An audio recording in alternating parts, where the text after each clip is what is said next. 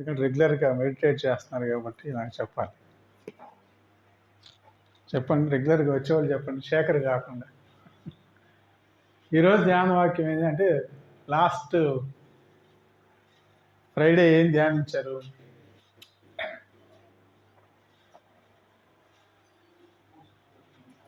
అపోస్తుల కార్యాలు 16వ అధ్యాయము ఎంతవరకు ధ్యానించారు? 1 నుంచి 5 వచనాలు ధ్యానించారు కదా. సో మరి ఈరోజు 6వ నుంచి 10వ వచనం వరకు, అపోస్తుల కార్యాలు 16వ అధ్యాయము 6వ వచనం నుంచి 10వ వచనం వరకు కూడా మనం చదువుకుని మరి ధ్యానిద్దాం. ఆసియాలో వాక్యము చెప్పకూడదని పరిశుద్ధాత్మ వారిని ఆటంకపరిచినందున వారు ఫ్రుగియా, గలతియా ప్రదేశముల ద్వారా వెళ్ళిరి. మూసియా దగ్గరకు వచ్చి బితూనియాకు వెళ్ళుటకు ప్రయత్నం చేసిరి, కానీ యేసు యొక్క ఆత్మ వారిని వెళ్ళనీయలేదు. అంతట వారు మూసియాను దాటిపోయి త్రోయాకు వచ్చిరి. అప్పుడు మాసిదోనియా దేశస్థుడొకడు నిలిచి, నీవు మాసిదోనియాకు వచ్చి మాకు సహాయము చేయమని తనను వేడుకొనుచున్నట్టు రాత్రి వేళ పౌలునకు దర్శనము కలిగెను. అతనికి ఆ దర్శనం కలిగినప్పుడు వారికి సువార్త ప్రకటించుటకు దేవుడు మమ్మను పిలిచి ఉన్నాడని మేము నిశ్చయించుకొని వెంటనే మాసిదోనియాకు బయలుదేరుటకు యత్నము చేసితిమి. సో ఇక్కడ మనం చూస్తుంటే ఇది పౌలు యొక్క రెండవ మిషనరీ జర్నీ, అంటే సువార్త ప్రకటించే ప్రయాణము, రెండవ ప్రయాణం అన్నట్టుగా మనం చూడగలం. ఇక్కడ ఈ ప్రయాణంలో తనతో పాటు మరి శీలా ఉన్నాడు. మరి దాంతో పాటుగా మరి లాస్ట్ వీక్ ధ్యానించిన విధంగా ఎవరిని వెంట పెట్టుకుని పోతున్నారు? తిమోతిని కూడా వెంట పెట్టుకుని వెళ్తున్నారు. సో వీళ్ళందరూ కూడా దేవుని యొక్క సువార్త పరిచర్య నిమిత్తం మరి ప్రయాణం అవుతూ ఉన్నప్పుడు, ఇక్కడ మనం చూసినట్లయితే 6వ వచనంలో ఆసియాలో వాక్యం చెప్పకూడదని పరిశుద్ధాత్మ వారిని ఆటంకపరిచినందున వారు ఫ్రుగియా, గలతియా ప్రదేశముల ద్వారా వెళ్ళిరి. మూసియా దగ్గరికి వచ్చి బితూనియాకు వెళ్ళుటకు ప్రయత్నం చేసిరి, కానీ అక్కడ మరలా ఏమైందంటే 7వ వచనంలో యేసు యొక్క ఆత్మ వారిని వెళ్ళనీయలేదు. అంతటి వారు మూసియాను దాటిపోయి త్రోయాకు వచ్చిరి. సో ఇక్కడ ఈ 2 వాక్యాలు చూస్తే పరిశుద్ధాత్మ మరి వీళ్ళైతే మంచి పని మీద ప్రయాణం మొదలుపెట్టారు. ఏది? ఆయా ప్రదేశాలకు వెళ్ళి దేవుని సువార్తని ప్రకటించాలి, అక్కడున్న సంఘాలని బలపరచాలి, అక్కడున్న విశ్వాసం కూడా బలపరచాలి అని మరి ప్రయాణం అయితే ఒకటికి కాదు 2 సార్లు వాళ్ళ ప్రయాణాన్ని ఎవరు ఆపారు? మొదటిసారిగా పరిశుద్ధాత్మ, రెండవసారిగా యేసు ఆత్మ మరి వారిని వెళ్ళనీయలేదు, అంటే మరి అడ్డుకున్నట్లుగా మరి చూసాము. సో దానికి అది ఏ విధంగా వాళ్ళని వెళ్ళనీయలేదు అనేది మనకి ఇక్కడ వివరంగా లేదు, కానీ అది లూకా రాయలేదు. కానీ ఎందుకు పరిశుద్ధాత్మ దేవుడు, యేసు ఆత్మ వారిని వెళ్ళనీయలేదు అనేది మనకి 9, 10 వచనాల్లో మనం తేడతెల్లంగా చూస్తాం. ఎందుకంటే దానికంటే ప్రాముఖ్యంగా మరి మాసిదోనియాలో దేవుని యొక్క వాక్యం ప్రకటించాలి, సువార్త ప్రకటించాలి. అక్కడ మాసిదోనియాలో అక్కడ మరి ఒక గొప్ప కార్యం జరుగుతుంది అనే ఒక ఉద్దేశంతో మరి పరిశుద్ధాత్మ దేవుడు, యేసు యొక్క ఆత్మ వారిని ఆటంకపరిచినట్లుగా మనం చూస్తున్నాము. సో 11వ వచనం నుంచి 16, 15 వచనాల్లో అది అక్కడ మనకు కింద తర్వాత చూడొచ్చు. అయితే నేను అది ధ్యానించలేదు, కానీ ఇక్కడ నేను నిన్న మరి దాని గురించి ఆలోచిస్తున్నప్పుడు మరి మంచి కార్యానికి పరిశుద్ధాత్మ దేవుడు ఎందుకు ఆటంకపరిచాడు అనే విషయమై నేను ధ్యానిస్తున్నప్పుడు దేవుడు ఈరోజు మరి మనం ధ్యానించబోయే ధ్యానానికి ఒక టైటిల్ ఏ విధంగా ఇవ్వచ్చు అంటే క్రైస్తవ జీవితంలో పరిశుద్ధాత్మని యొక్క పాత్ర. హల్లెలూయా. మన విశ్వాస జీవితంలో అంటే క్రీస్తుని వెంబడించే ఒక తీర్మానం జీవితంలో పరిశుద్ధాత్మ దేవుని యొక్క పాత్ర అనేది చాలా తక్కువగా మనం గ్రహిస్తాము. ఒక్కోసారి పరిశుద్ధాత్మ గురించిన ధ్యానం కూడా మనం ఎక్కువగా చేయం, అవునా కాదా? ఎక్కువగా క్రీస్తు గురించి, తండ్రి అయిన దేవుని గురించి మనం ధ్యానిస్తాం, కానీ పరిశుద్ధాత్మ దేవుని యొక్క ప్రాముఖ్యత ఒక విశ్వాస యొక్క జీవితంలో పరిశుద్ధాత్మ దేవుని యొక్క ప్రాముఖ్యత అనేది మనం గమనించం. ఇక్కడ చూడండి, ఒకటి కాదు 2 సార్లు, అంటే ఇక్కడ యేసుని ఆత్మ అన్నా పరిశుద్ధాత్మ అన్నా, మరి బైబిల్లో కొన్నిసార్లు ఆత్మ అని పెద్ద అక్షరాల్లో ఉన్న దేవుని ఆత్మ అన్నా, అన్నీ కూడా వేరే వేరే ఆత్మలు అయితే కాదు, కానీ ఒకే పరిశుద్ధాత్మని మరి డిఫరెంట్ రీతుల్లో పిలిచినట్లుగా కూడా మనం గమనించగలం. అంటే పరిశుద్ధాత్మ దేవుని యొక్క పరిచర్యలో కూడా, సువార్త పరిచర్యలో కూడా పరిశుద్ధాత్మ దేవుని యొక్క ప్రమేయము లేకుండా ఆ సువార్తను ప్రకటించడానికి అవకాశం అనేది ఉండదు అని ఇక్కడ చదివిన వాక్య భాగం ద్వారా మనం గ్రహించగలం. అయితే మరి ఈ పరిశుద్ధాత్మ దేవుడు మనల్ని ఏ విధంగా నడిపిస్తాడు అనేది, మరి పరిశుద్ధాత్మ యొక్క ఉనికి మన జీవితాలలో, అంటే పరిశుద్ధాత్మ మనం కలిగి ఉన్నామా, పరిశుద్ధాత్మ మనకి దయచేయబడిందా అనేది ఒక్కొక్కసారి మన జీవితాల్లో గమనము కలిగిన విషయాన్ని మనం గ్రహించాలి యాక్చువల్గా. నేను ధ్యానిస్తున్నప్పుడు ఆది నుంచి దేవుని యొక్క ఉద్దేశం ఏంటంటే, దేవుని సృష్టిగా నిర్మించబడిన మనుష్యుని యొక్క జీవితంలో దేవుడు ఎల్లప్పుడూ ఉండాలనే వాంఛ. హల్లెలూయా. ఎంతమంది నమ్ముతున్నారు? అయితే మరి మనుష్యుడైతే దేవుని దూరంగా వచ్చేసాడు. అది మనకు తెలుసు. ఆది కాండంలో జరిగిన అవిధేయత, మూర్ఖతను బట్టి మరి రెబేలియస్ అంటే దేవునికి వ్యతిరేకంగా ప్రవర్తించడం వలన దేవుని సన్నిధి నుంచి విడిపోయాడు. దాని వలన ఆ ఇశ్రాయేలు పాత నిబంధనలు అంతా కనుక మనం చూస్తే ఎన్ని కష్టాలు పడ్డారు, ఎన్ని వేదనలు పడ్డారు, ఎంతగా వాళ్ళు వేధించబడ్డారో, వాళ్ళ ప్రయాణాలు ఎంత కష్టతరంగా ఉన్నాయో మనం చూడగలం. అంటే దేవుని ప్రసన్నత నుంచి వాళ్ళు దూరం అయిపోయారు. బికాజ్ ఆఫ్ పాపం నుంచి పదే మళ్ళీ దగ్గరకు తీసుకున్నప్పుడు కూడా మళ్ళా పాపంలో పడటం, మళ్ళా అనేక విధాలుగా దేవునికి విరోధంగా ప్రవర్తిస్తూ చేశారు. అయితే దేవుని కృపలో కృత నిబంధనలో యేసుక్రీస్తు ప్రభువారు వచ్చిన తర్వాత ఆయన ఇమ్మాన్యుయేల్గా మరలా దేవుడు మనతో ఉన్నాడు అనే విధంగా మరలా దేవుడు మరి యేసుక్రీస్తు ద్వారా ఒక 33 సంవత్సరాలు మరలా తన ప్రజలతో ఫిజికల్గా అంటే శారీరకంగా ఆయన మరి తన ప్రజల మధ్య సంచరించాడు. ఓకే. దాని ద్వారా మరలా దేవుని ప్రసన్నతలో ఉండటానికి, దేవునితో కలిసి జీవించడానికి మానవునికి యేసుక్రీస్తు ద్వారా ఒక మార్గం అనేది ఏర్పడింది. హల్లెలూయా.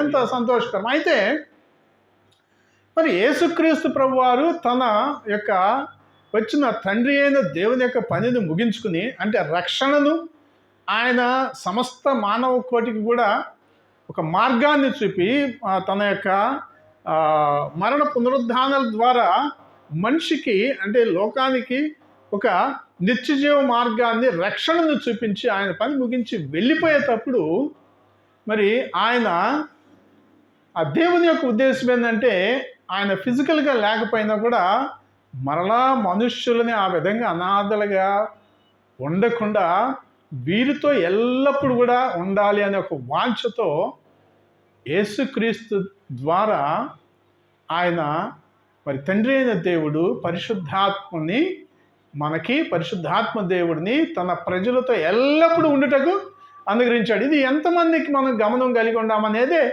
మనం గ్రహించాలి. ఇప్పుడు ఫిజికల్గా దేవుడు మనతో లేడు, కానీ ఆత్మలో ఆయన మన మధ్య ఉన్నాడు, మనలో ఉన్నాడు. హల్లెలూయా. ఒకసారి యోహాను సువార్త కనుక మనం చూసినట్లయితే యోహాను సువార్తలో 14వ వచనము 14వ అధ్యాయము 1వ వచనం. మీ హృదయమును కలవరపడనీయకుడి, దేవుని యందు విశ్వాసముంచుతున్నారు, నా యందును విశ్వాసముంచుడు. అంటే ఎందుకు కలవరపడుతున్నారంటే, యేసుక్రీస్తు ప్రభువారు నేను వెళ్ళిపోయే సమయం వచ్చింది, నేను శిలువ మరణాన్ని పొందాలి, దాని ద్వారానే లోకమునకు రక్షణ ప్రాప్తిస్తుంది అని చెప్పేసి ఆయన తన శిష్యులతో చెప్పినప్పుడు వాళ్ళు కలవరం అనేది వచ్చింది. అందుకని యేసుక్రీస్తు ప్రభువారు అక్కడ మీరు కలవర పడకండి అని చెప్తూ, తర్వాత మనం కనుక 16-17 వచనాలు కనుక మనం చూసినట్లయితే, అదే అధ్యాయంలో 16-17 వచనాలు. నేను తండ్రిని వేడుకొందును, మీ యొద్ద ఎల్లప్పుడూ నుండుటకై ఆయన వేరొక ఆదరణకర్తను, అనగా సత్యస్వరూపియగు ఆత్మను మీకు అనుగ్రహించును. లోకము ఆయనను చూడదు, ఆయనను ఎరగదు గనుక ఆయనను పొందనేరదు. మీరు ఆయనను ఎరుగుదురు, ఆయన మీతో కూడా నివసించును, మీలో ఉండును. హల్లెలూయా. ఇది యేసుక్రీస్తు ప్రభువారు మరి ఆ శిష్యులు కలవరపడినప్పుడు, ఇప్పుడు ఇక యేసుక్రీస్తు ప్రభువారు ఎంతకాలం మనతో ఉన్నారు, చక్కగా ఆయన ఉన్నప్పుడు ఎంతో మరి ఆనందంగా ఉన్నాము, అనేకమైన అద్భుతాలు మేము చూడగలిగాము, ఆయన ద్వారా మేలు పొందామని మరి ఆయన వెళ్ళిపోతున్నప్పుడు కలవరపడినప్పుడు ఆయన ఏమంటున్నాడు, మీరు కలవరపడవలసిన అవసరం లేదు, నేను తండ్రిని వేడుకుంటాను, మీ యొద్ద ఎల్లప్పుడూ ఉండుటకై వేరొక ఆదరణకర్త, అంటే సత్య స్వరూపి అయిన ఆత్మ మీకు అనుగ్రహించును. సో తర్వాత మనం చూస్తే, లోకమైతే ఆయనను చూడదు కానీ ఆయనను ఎరుగుదు కనుక ఆయనను పొందనేరదు, మీరు ఆయనను ఎరుగుదురు, ఆయన మీతో కూడా నివసించును. మొట్టమొదటిగా పరిశుద్ధాత్మ పర్సన్ అంటే వ్యక్తి. చాలామంది ఆత్మ అంటే, పరిశుద్ధాత్మ అంటే ఏమనుకుంటారు, అది ఏదో గాలి అనో లేకపోతే ఇంకా వేరే వేరే రకంగా ఆలోచిస్తాం. అయితే ఇక్కడ చాలా క్లియర్గా మనం గ్రహించాలి. ఏమంటున్నారు ఇక్కడ, లోకము ఆయనను చూడదు. ఎవరిని? సత్యస్వరూపి యొక్క ఆత్మ అంటే పరిశుద్ధాత్మని లోకము ఆయనను చూడదు, ఆత్మను చూడదు అని చెప్పలే ఇక్కడ. సో అంటే మనం ఇప్పుడు కూడా మన ఆరాధన పాటలు కూడా పాడాము. ఏమని పాడాము? తండ్రి, కుమార, పరిశుద్ధాత్మ త్రియేక దేవా అని అన్నాం. అంటే పరిశుద్ధాత్మ దేవుడు కూడా తండ్రి కుమారుని లాగానే త్రిత్వములో త్రియేక దేవునిలో ఆయన కూడా భాగమై ఉన్నాడు. హల్లెలూయా, హల్లెలూయా. ఆ పరిశుద్ధాత్మ దేవుణ్ణి మరి యేసుక్రీస్తు ప్రభువారు తండ్రి దగ్గర నుంచి ఆయన వెళ్ళిపోయిన తర్వాత మన మధ్యకి ఆయనను పంపించినట్లుగా మనం చూస్తాం. ఈ పరిశుద్ధాత్మ దేవుడు యేసుక్రీస్తు వల్ల 33.5 సంవత్సరాలు మాత్రమే ఆయన ఉండే విషయం కాదు. కానీ ఏమన్నారు ఇక్కడ వాక్యం ఏం చెప్తుంది? మీరు ఆయనను ఎరుగుదురు, ఆయన మీతో కూడా నివసించును, మీలో ఉండును. హల్లెలూయా. చాలా మనం గ్రహించాలి. మనము ఈ లోకములో క్రీస్తుని రక్షకునిగా అంగీకరించిన తర్వాత మనము ఒంటరిగా లేము, అనాథలుగా లేము. కానీ ఎవరు మనలో ఉన్నారు, మనతో ఉన్నారు, మనతో నివసిస్తుంది, మనలో ఉన్నది పరిశుద్ధాత్మ దేవుడు. త్రియేక దేవునిలో దైవత్వముతో నిండిన వ్యక్తి పరిశుద్ధాత్మ దేవుడు మనలో ఉన్నాడు అనేది చాలా, అది మనం గమనించాలి. ఒక్కోసారి మనం అనుకుంటాము, మనకి ఎవరు లేరు, నా మొరను ఆలకించే వాళ్ళు, నా వేదనని అర్థం చేసుకునే వాళ్ళు లేరు, నేను ఒంటరి వాడిని, ఒంటరి దాన్ని అని చెప్పేసి క్రైస్తవులుగా ఉండే మనమే ఒక్కోసారి ఈ సాతానుడి యొక్క అబద్ధానికి మనము తలలు వంచుతాము, లోబడతాము, అది నమ్ముతాము, దాని ప్రకారంగా వేదనలోకి కుంగుదలలోనికి వెళ్ళిపోతాం. అయితే సత్యం ఏమిటంటే మనతో కూడా నివసిస్తూ మనలో ఉన్నది మీ యొద్ద ఎల్లప్పుడూ ఉన్నది. హల్లెలూయా. ఉన్నది కాదు, ఉన్నాడు. పరిశుద్ధాత్మ దేవుడు ఎల్లప్పుడూ మనతో ఉన్నాడు, మనతో కూడా నివాసం కలిగి ఉన్నాడు. హల్లెలూయా. చాలా పవర్ఫుల్ వర్డ్స్ అవి. ఈ వర్డ్స్ కనుక మనం చాలా జాగ్రత్తగా గమనించిందంటే, ఎల్లప్పుడూ ఉన్నాడు, మనతో కూడా నివసిస్తూ ఉన్నాడు, 2 మనల్లో ఉన్నాడు. హల్లెలూయా. ఇటువంటి గమనము మన జీవితంలో విశ్వాసులుగా మనం మొదటిగా గ్రహించాలి. సో అయితే తర్వాత 15వ అధ్యాయంలో 26వ వచనం కనుక మనం చూస్తే, నేను ఎందుకు చెప్తున్నా అంటే, మరి పౌలు తను ఆ టీము వాళ్ళని అడ్డుకున్నది ఈ పరిశుద్ధాత్మ దేవుడే. హల్లెలూయా. ఎందుకంటే మరి వారు పౌలు, శీలాలు, తిమోతి పరిశుద్ధాత్మ దేవుడు అడ్డుకున్నప్పుడు వీరు ఆయనను అధిగమించి ముందుకెళ్ళలేదు, కానీ పరిశుద్ధాత్మ దేవుని యొక్క ఆటంకానికి తల ఒగ్గి వారు ఏ విధంగా రూట్ని చేంజ్ చేసుకున్నప్పుడు వారు మేలు పొందినట్లుగా, వారి ద్వారా మాసిదోనియా పట్టణంలో ఉన్న వారు కూడా రక్షించబడినట్లుగా మనం చూస్తాం. అందుకనే మన జీవితంలో కూడా పరిశుద్ధాత్మ దేవుని ఉనికిని మొదటగా మనం గ్రహించాలి.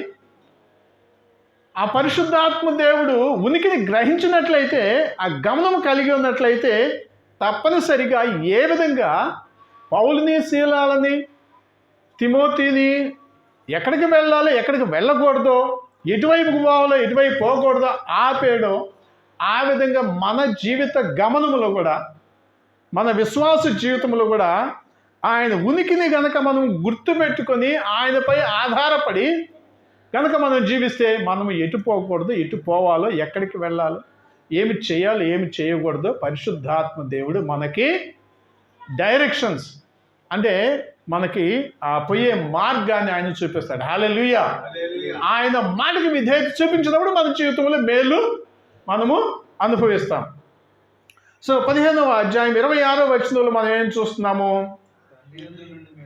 తండ్రి యొద్ద నుండి మీ యొద్దకు నేను పంపబోవు ఆదరణకర్త అనగా తండ్రి యొద్ద నుండి బయలుదేరు సత్యస్వరూపి అయిన ఆత్మ వచ్చినప్పుడు ఆయన, అంటే ఎవరు? పరిశుద్ధాత్మ దేవుడు, దాంట్లో సందేహం లేదు.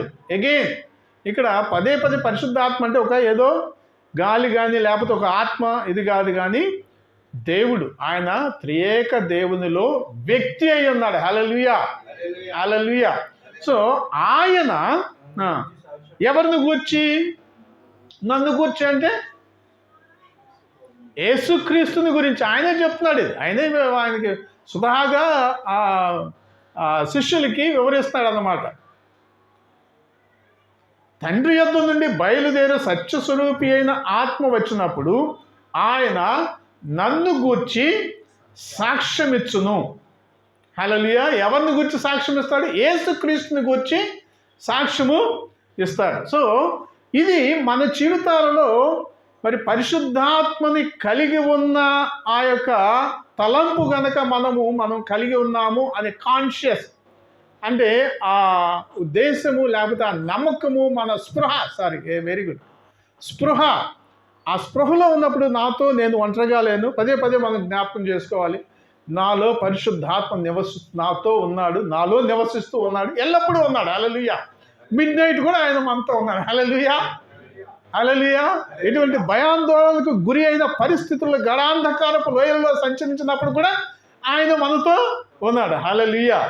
సో ఆ స్పృహ, ఆ కాన్షియస్ గనక మనకు గనక కలిగి ఉంటే మన జీవితంలో అది మనల్ని చక్కగా నడిపించగలదు. ఆ స్పృహ, పరిశుద్ధాత్మ దేవుడు నాతో ఉన్నాడు.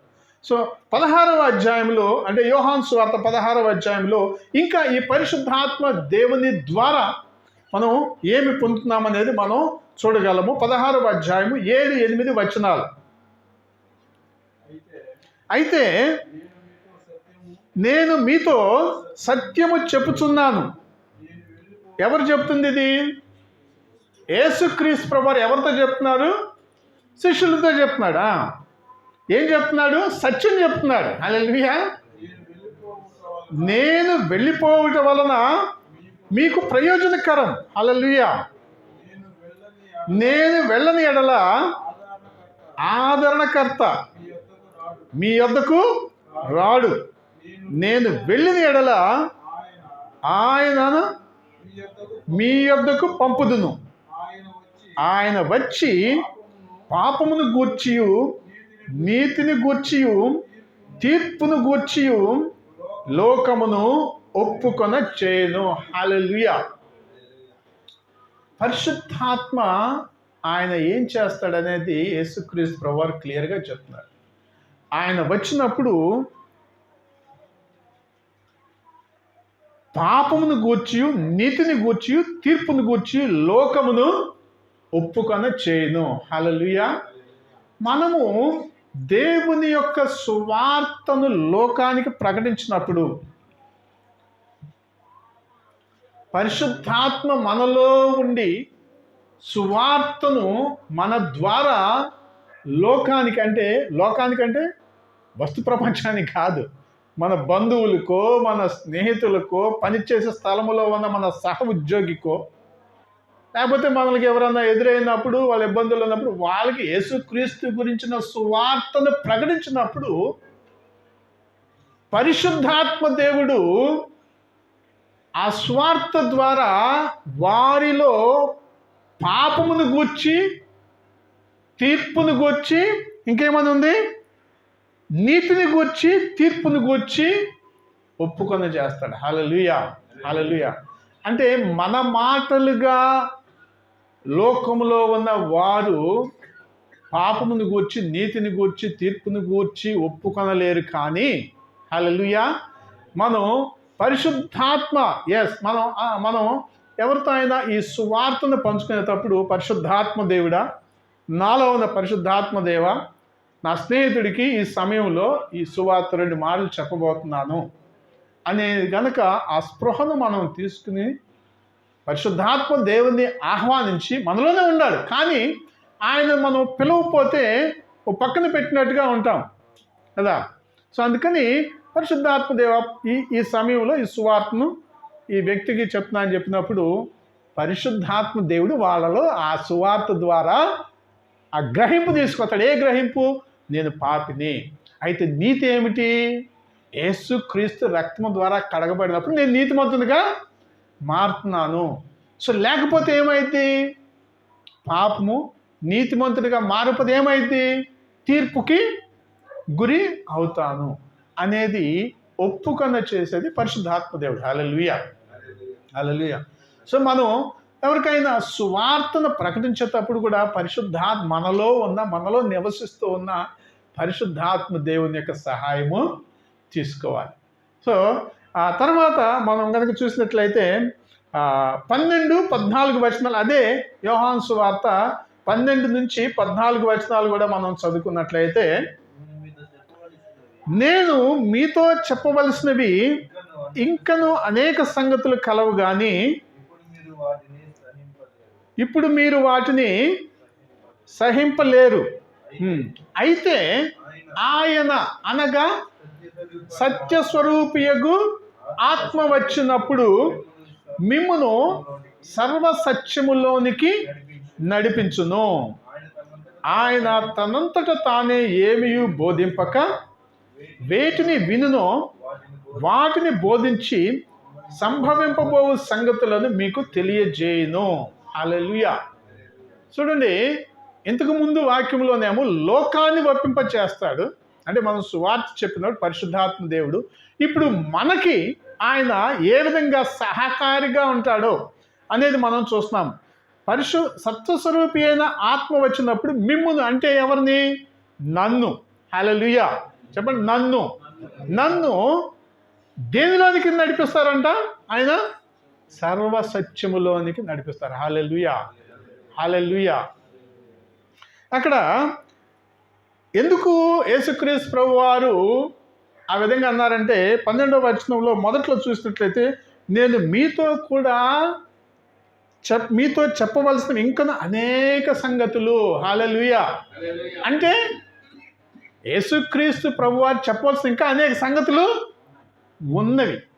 మరి ఆ సంగతులను ఎలాగ మనకు తెలుసుకుంటాము? పరిశుద్ధాత్మ దేవుడు నాలో ఉన్నాడు, నాతో ఉన్నాడు అనే ఒక స్పృహ కలిగి ఉన్నప్పుడు, ఒక ఇది మన జీవితంలో ఆ గమనం కలిగి ఉన్నప్పుడు, పరిశుద్ధాత్మ దేవ మీరు ఇంకా నాకు సత్యంలోనికి నడిపించండి, ఇంకా మీ గురించి తెలుసుకోవాలి, ఇంకా దేవుని గురించి జీవితం గురించి తెలుసుకోవాలి అని చెప్పేసి ఇంకా సత్యం నాకు నేర్పించండి. ఎప్పుడైతే మనం అడుగుతామో పరిశుద్ధాత్మ దేవుడు మనల్ని సర్వసత్యములోనికి నడిపిస్తాడు. హల్లెలూయా. నడిపించును. రెండవది,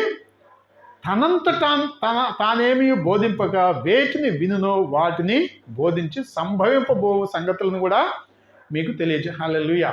ఎంత గొప్ప కార్యం అంటే కాన్షియస్గా మనం కనుక పరిశుద్ధాత్మ దేవుడు నాలో ఉన్నాడు, యేసుక్రీస్తు ప్రభువారు చెప్పిన సత్యం అని అన్నాడు. మనం ఒక చోట నేను మీతో సత్యం చెప్తున్నా అన్నాడు యేసుక్రీస్తు ప్రభువారు. సో ఆయన మాటలు సత్యము, పరిశుద్ధాత్మ దేవుడు సత్యము, పరిశుద్ధాత్మ దేవుడు నాలో ఉన్నాడు, నాతో కూడా ఉన్నాడు ఒక స్పృహను సత్యంగా మనం ఇది చేసినట్లయితే మనకి సర్వసత్యంలోనికి మనం నడిపించబడతాము. రెండవది, సంభవింపబో సంగతులను కూడా ఆయన మనకి తెలియపరుస్తాడు. హల్లెలూయా. హల్లెలూయా. ఎంత ధన్యత, ఎంత నిగూఢమైన మరి సత్యము పరిశుద్ధాత్మ దేవుని గురించిన ప్రాముఖ్యత. అందుకని పరిశుద్ధాత్మ దేవుని యొక్క ప్రాముఖ్యత విశ్వాస జీవితంలో చాలా చాలా ముఖ్యమైనది. పరిశుద్ధాత్మ దేవుని గురించిన గమనము, ఆయనను మనం అందుకనే ప్రే ఇన్ స్పిరిట్ అంటాం. అంటే పరిశుద్ధాత్మలో మనం ప్రార్థించాలి అని. హల్లెలూయా. అంటే అది ఒక సపరేట్ టాపిక్, కానీ దాని తర్వాత మనం ఎప్పుడైనా ఇది చేయొచ్చు. కానీ ఇక్కడ మనం చూస్తున్నాము పరిశుద్ధాత్మ దేవుని వలన లోకాన్ని అయితే పాపమును గూర్చి, నీతిని గూర్చి, తీర్పుని గూర్చి ఒప్పుకొని చేస్తాడు. హల్లెలూయా. మనం సువార్త చెప్పినప్పుడు. రెండవది, మనకేం ఆయన ఏం చేస్తాడంటే సర్వసత్యములోనికి నడిపిస్తున్నాడు. అంతేకాకుండా సంభవింపబోవు సంగతులను కూడా ఆయన మనకి వివరిస్తాడు. హల్లెలూయా. తెలియపరుస్తాడు. హల్లెలూయా. సో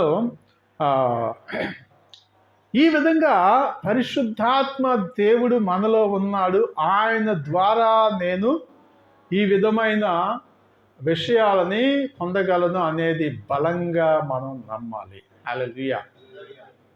ఏ విధంగా యేసుక్రీస్తు ప్రభువారిని మనం ఎంతగా ఆయన గురించి తెలుసుకుంటున్నామో, తండ్రి అయిన దేవుని ప్రేమను ఎంతగా రుచి చూస్తున్నామో, అదే రీతిలో పరిశుద్ధాత్మను కూడా సమానముగానే ఆయన కూడా మనము ఆరాధించేవారిగా ఉండాలి. అందుకనే మరి యోహాను సువార్తలో 4వ అధ్యాయం 24వ వచనంలో దేవునిని ఆరాధించువారు ఎలాగ ఆరాధించాలంట? ఆత్మతోను సత్యముతోను. ఆత్మతో అంటే అక్కడ మనుష్యుని యొక్క ఆత్మ పరిశుద్ధాత్మతో మమేకమై ఆత్మలో దేవుణ్ణి ఆరాధించాలి. హల్లెలూయా. మన సొంత ఆత్మతో ఆరాధిస్తే అది మరి అంత ప్రభావంగా ఉండదు. కానీ పరిశుద్ధాత్మని ఆధారంగా చేసుకుని, మనలో ఉన్న పరిశుద్ధాత్మను ఆధారంగా చేసుకుని దేవుణ్ణి ఆరాధిస్తే అది నిజమైన ఆరాధన. హల్లెలూయా. సో అందుకనే పౌలు గారు కొరింథీయులకు రాసిన మొదటి పత్రికలో 3వ అధ్యాయంలో ఆ సంఘానికి, కొరింథీయుల విశ్వాసులకి జ్ఞాపకం చేస్తున్నాడు. ఏమని జ్ఞాపకం చేస్తున్నాడు? 16వ వచనంలో ఏమని జ్ఞాపకం చేస్తున్నాడు? 1వ కొరింథీ 3వ అధ్యాయము 16వ వచనం. హల్లెలూయా. మీరు ఎవరు? నేను. ఆమేన్. మనము కలిసికట్టుగా దేవుని ఆలయమై ఉన్నాము. హల్లెలూయా. ఎస్. దేవుని ఆత్మ మీలో నివసించుతున్నాడనియు మీరు ఎరుగరా. ఇక్కడ అంటే ఎరుగరా అంటే వాళ్ళు మర్చిపోయారు. హల్లెలూయా. ఆ స్పృహ లేదు. చాలా మంచి వాడు ఇచ్చావు శేఖర్ నాకు. ఆ స్పృహ లేదు వాళ్ళకి.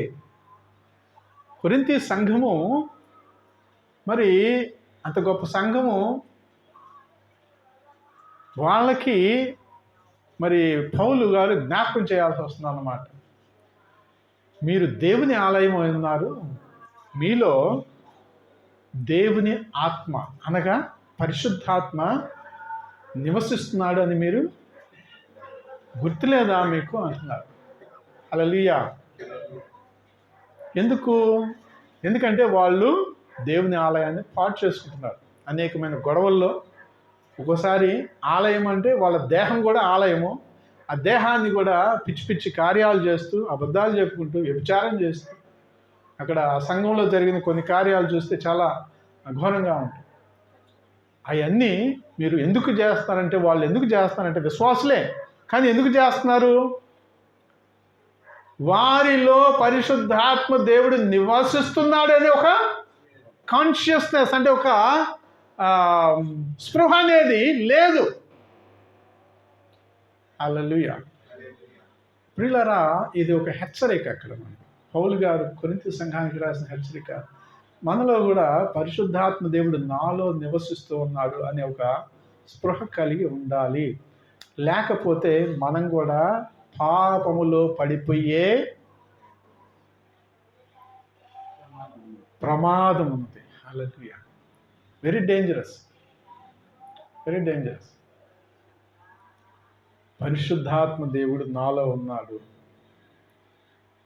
ఆయన మన ఆలోచనలు, మన మాటలు బహిరంగంగా ఉండే స్థలములోను, ఒంటరిగా ఉన్నప్పుడు, ఎవరూ లేని ప్రదేశంలో ఉన్నప్పుడు, అంటే విశ్వాసులు లేని ప్రదేశంలో ఉన్నప్పుడు, ఇక్కడ ఎవరు విశ్వాసులు లేరు, నేనే కదా, వీళ్ళందరూ అన్యులు, వీరి మధ్య నేను ఏ విధంగా చెప్పినప్పుడు కూడా ఎవరు నన్ను గమనించలేరని ఎక్కడ ఉన్నా కూడా మనతో ఎవరున్నారు? మనలో ఎవరున్నారు? పరిశుద్ధాత్మ దేవుడు. హల్లెలూయా, హల్లెలూయా. ఆ గమనము గనక లేకుండా ఉంటే, పౌలు కొరింథీ సంఘానికి హెచ్చరించకుండా ఉంటే, అప్పుడు వారికి స్పృహ వచ్చింది. హల్లెలూయా. ఆ స్పృహ కనుక మనలో లేకపోతే మన యొక్క జీవితము విచ్చలివిడిగా ఉంటుంది. మన యొక్క జీవితము ఎలా ఉంటుంది? విచ్చలివిడిగా ఉంటుంది. అందుకని మరి మన జీవితంలో నాలో ఎల్లప్పుడూ అంటే 24/7 ఎల్లవేళలా పరిశుద్ధాత్మ దేవుడు ఉన్నాడనే మనం స్పృహను కలిగి ఉండాలని మనం గమనించాలి. గలతీయులకు రాసిన పత్రిక 4వ అధ్యాయము 6వ వచనం కూడా ఇవన్నీ కూడా మనకి రూఢీపరుస్తున్నాయి. పరిశుద్ధాత్మ దేవుడు మనలో ఉన్నాడు అని పౌలు గారు ఆ విధంగా మనకి రూఢీ చేస్తున్నారు. కాబట్టి అది మీకు నేను చూపిస్తున్నాను అన్నమాట. గలతీ 4:6 చదవండి. మరియు మీరు కుమారులై ఉన్నందున నాయనా తండ్రి అని మొర్రపెట్టు తన కుమారుని ఆత్మను దేవుడు మన హృదయములలోనికి పంపెను. హల్లెలూయా, హల్లెలూయా. దేవుడు పంపించాడు. నీకు ఇష్టం లేకపోయినా కూడా అది నీ సమస్య కాదు. ఎందుకు? నువ్వు దేవుని కుమారుడిగా నువ్వు అర్పించుకున్నావు. హల్లెలూయా. యేసుక్రీస్తుని యోహాను సువార్త 1వ అధ్యాయము 12వ వచనంలో ద్వారా ఎందరూ యేసుక్రీస్తుని ఆయనని విశ్వసించారో, ఆయన ఎందరు అంగీకరించారో, ఆయన నామందు ఎందరు విశ్వాసం ఉంచారో వారందరూ ఎవరు? దేవుని పిల్లలకు అధికారం అనుగ్రహించాడు. ఆ విధంగా యేసుక్రీస్తుని మన జీవితంలో విశ్వసించడం ద్వారా, అంగీకరించడం ద్వారా దేవుని కుమార్తెలమే. హల్లెలూయా. దాని ద్వారా తండ్రి అయిన దేవుడు ఏం చేస్తాడు? ఆయన క్రీస్తు ఆత్మని, అంటే కుమారుని ఆత్మని. హల్లెలూయా. ఎంత చక్కగా ఉంది అక్కడ. దేవుడు తండ్రి మీరు కుమారుల యందున్న నాయన తండ్రి అని మొరపెట్టు తన కుమారుని ఆత్మను దేవుడు మన హృదయంలోనికి పంపెను. హల్లెలూయా. అంటే యేసుక్రీస్తు ఆత్మ అంటే పరిశుద్ధ ఆత్మ మన హృదయాలలోనికి పంపాడు, మన జీవితాల్లోనికి పంపాడు. హల్లెలూయా. సో ఇంతగా మనం పరిశుద్ధాత్మను మనం కలిగి ఉన్నాము అనే ఒక స్పృహ అనేది ఈరోజు మనం జ్ఞాపకం చేసుకోవాలి. ఎప్పుడైతే అటువంటి స్పృహలో ఉంటామో మన జీవితాలని జాగ్రత్తగా జీవించగలం. హల్లెలూయా. సర్వ సత్యానికి మనము లోబడగలం, సర్వ సత్యములోనికి నడిపించబడగలం. హల్లెలూయా. మనం గనక అటువంటి ఇప్పుడు ఎవరున్నారులే, దేవుడు తండ్రి అయిన దేవుడు పరలోకంలో ఉన్నాడు, యేసుక్రీస్తు ప్రభువారు కూడా ఆయన కుడి పక్కన ఆసీనుడై ఉన్నాడు, ఆయన వస్తాడు, ఇప్పుడు మనల్ని ఎవరు చూస్తారు? నో. దేవుడు మనతోనే ఎల్లప్పుడూ ఉన్నాడు. హల్లెలూయా. పరిశుద్ధాత్మ దేవునిగా మన జీవితాలలో ఆయన ఉన్నాడు అనే ఒక గమనము, ఒక స్పృహ మన జీవితాలు ఎల్లప్పుడూ కూడా మనము కలిగి ఉండాలి. సో ఏ విధంగా ఆ పరిశుద్ధాత్మ దేవునికి మనము ఈల్డ్ కాగలము అంటే మనల్ని మనము లోబర్చుకోగలము.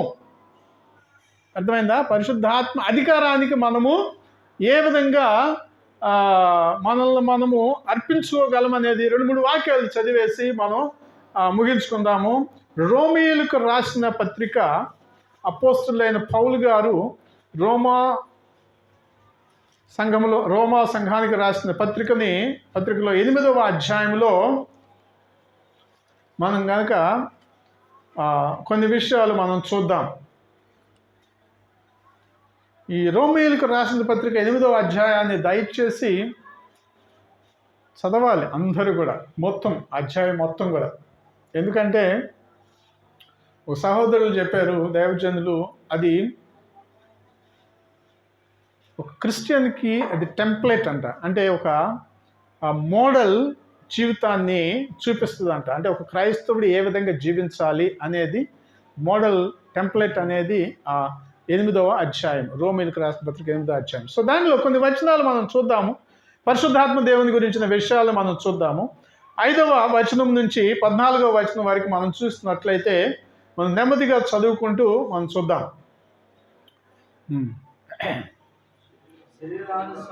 శరీరానుసారులు శరీర విషయముల మీద మనస్సుంతురు, ఆత్మానుసారులు ఆత్మ విషయముల మీద మనస్సునుంతురు.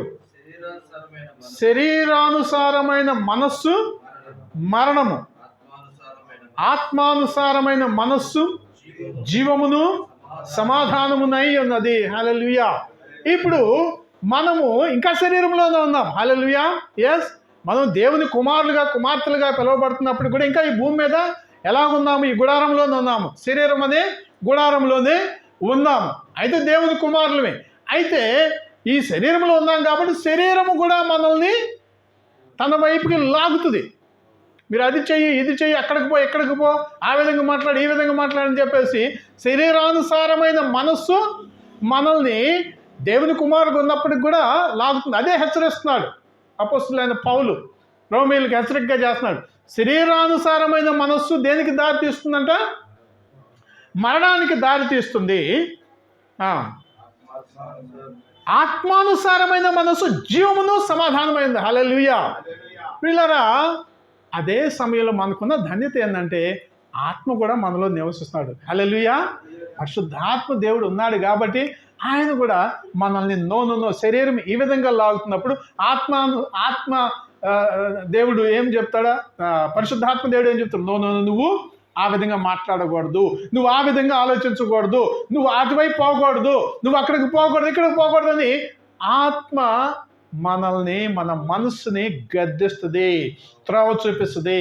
ఎవరికి మనం మాట వినాలి? పరిశుద్ధాత్మ సారమైన మనస్సుకి మనము మాట విన్నట్లయితే, విధేయత చూపించినట్లయితే అప్పుడు మనం ఎటువైపు నడిపించబడతామో జీవమునకు సమాధానానికి నడిపించబడతాం. హల్లెలూయా.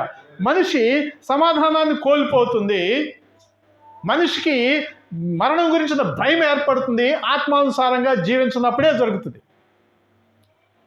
అర్థమైందా? మనిషికి మరణం గురించిన భయము, సమాధానం లేని స్థితి ఎప్పుడు వస్తుందంటే ఆత్మానుసారమైన మనస్సుకి తలవగ్గనప్పుడు, లెక్క చేయనప్పుడు మనం మరణం గురించి అసమాధాన స్థితిలో మన జీవితాలు నడిపించబడతాయి. ఎప్పుడైతే ఆత్మానుసారమైన మనస్సు, ఆత్మకు, పరిశుద్ధాత్మ దేవునికి మనము ఒబీడియంట్ అయ్యి అంటే విధేయత చూపిస్తూ జీవిస్తామో జీవములోను సమాధానములోను మన జీవితాలు నడిపించబడతాయి. హల్లెలూయా. ఏలయనగా శరీరానుసారమైన మనస్సు దేవునికి విరోధమై ఉన్నది, అది దేవుని ధర్మశాస్త్రమునకు లోబడదు, ఏ మాత్రమును లోబడనేరదు. చాలా డేంజరస్ అండి. శరీరం మనం ఆ మనసు, శరీరపు మనసు మనల్ని ఎంతగా ఇబ్బంది పెట్టినప్పుడు కూడా మనము నేను ఏకను శరీర సంబంధమైన వ్యక్తిని కాదు అని మనము ఆ శరీరానుసారమైన మనస్సుకు గద్దించాలి. ఎస్. కాగా శరీర స్వభావం గలవారు దేవుని సంతోషపరచలేరు. నువ్వు దేవుని కుమారుడివే కావచ్చు, కుమార్తెవే కావచ్చు, శరీరానుసారమైన మనస్సు కలిగి ఉన్నట్లయితే, శరీరానుసారమైన మనస్సుకు లోబడినట్లయితే దేవుని నువ్వు ఏమాత్రము సంతోషపరచలేవు.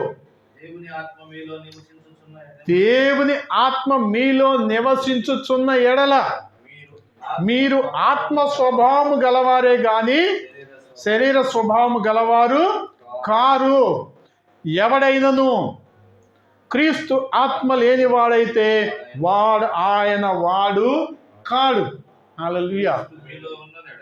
క్రీస్తు మీలో ఉన్న ఎడల మీ శరీరము పాపము విషయమై మృతమైనది కానీ మీ ఆత్మ నీతి విషయమై జీవము కలిగి ఉన్నది. హల్లెలూయా. చాలు అంతవరకు. ఎవడైనను క్రీస్తు ఆత్మ లేని వాడైతే వాడు కాదు. నువ్వు బాప్తిస్మం తీసుకుని ఉండొచ్చు, క్రైస్తవుడిగా 20 సంవత్సరాలు 30 సంవత్సరాలు క్రైస్తవుడిగా ఉండొచ్చు.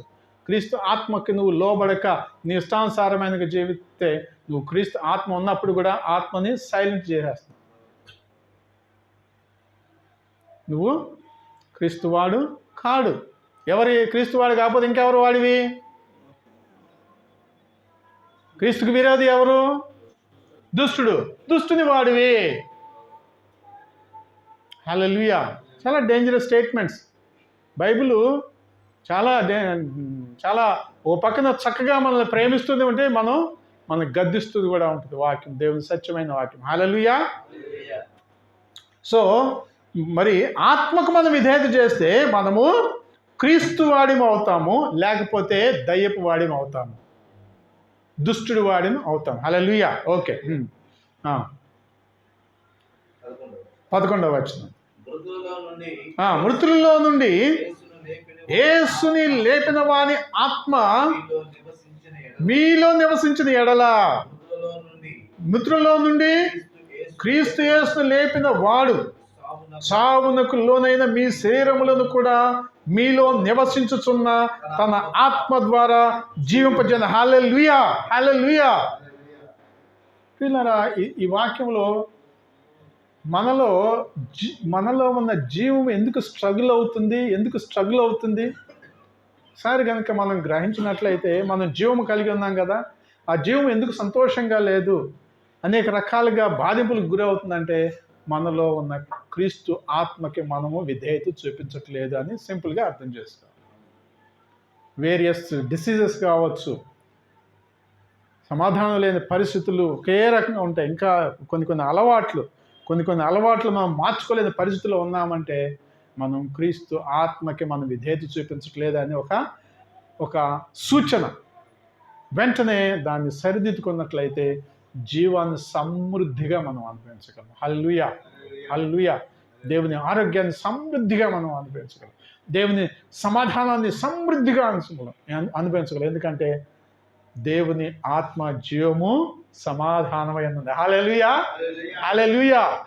జీవము సమాధానము లోపిస్తున్నది, స్ట్రగుల్ అవుతున్నావు అంటే నా జీవితంలో నేను పరీక్షించుకోవాల్సింది, నా జీవితము దేవుని పరిశుద్ధాత్మకి లోబడి జీవిస్తున్నానా?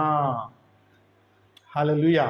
సో మనం ఈ విధమైన ఒక తర్వాత కాబట్టి సహోదరులారా, శరీరానుసారముగా ప్రవర్తించక మనం శరీరమునకు రుణస్థలము కాము.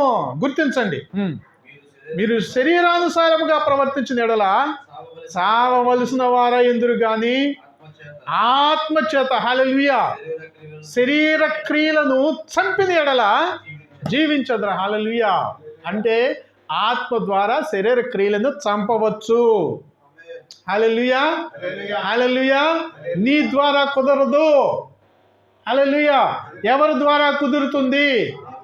నాలో ఉన్న పరిశుద్ధాత్మ శక్తి ద్వారా నా శరీర క్రియలను చంపగలను. హల్లెలూయా, హల్లెలూయా. సో ఇది గమనించాలి. సో దేవుని ఆత్మ చేత ఎందరూ నడిపింపబడుదురో వారందరూ దేవుని పిల్లలే. కుమారులు అంటే కుమార్తెలు కూడా. హల్లెలూయా. దేవుని ఆత్మ చేత, పరిశుద్ధాత్మ చేత ఎందరూ నడిపించబడతారో వారే దేవుని కుమారులు, కుమార్తెలు. హల్లెలూయా. క్రైస్తవ జీవితం ఆషామాషి కాదు.